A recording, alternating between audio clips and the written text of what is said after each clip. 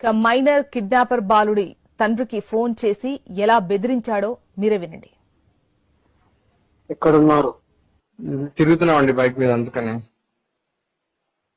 ఇంకా ఎంతసేపు? మీ కొడుకు కావాలా వద్దా? కావాలి సార్. ఎందుకు ఎవరు వద్దు అనుకుంటారు చెప్పండి. కొద్దిగా మాకు టైం ఇవ్వండి. అటు ఇటు తిరుగుతున్నాము, డబ్బులు దొరకట్లే ఇట్లా.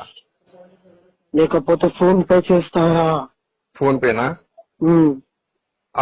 సరే అండి, నేను వేరే వాళ్ళ దగ్గర నుంచి డబ్బులు చేసుకొని నేను చేస్తాను. మీరు చెప్పండి మరి నెంబర్, ఏ నెంబర్ చేయమంటారు? ఫోన్ ఇదే నెంబర్ కి చేయండి.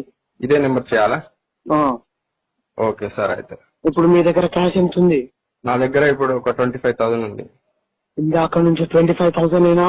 ఇంకా తిరుగుతున్నాం ఏటీఎంలలో, అందుకనే ఇంకా కాలేదు.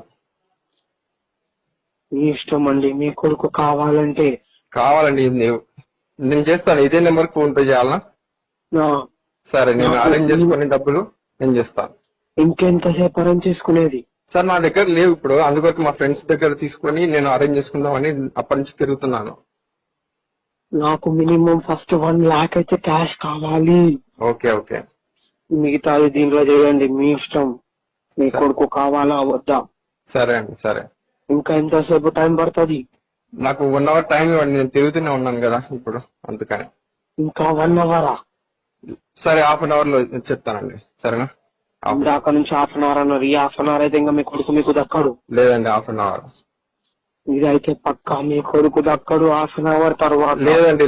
మరి నేను మా బాబుని ఎక్కడ పికప్ చేసుకోవాలి, ఏం చెప్పండి కొద్దిగా, ఏ ప్లేస్? అదే 1/2 hour అయినాక నేనే చెప్తాను. సార్ ప్లీజ్ సార్, మీరు చెప్పండి సార్. ఇప్పుడు ఎందుకు అట్లా చేస్తున్నారు? నేను చెప్పుదా 1/2 hour తర్వాత. సరే సార్.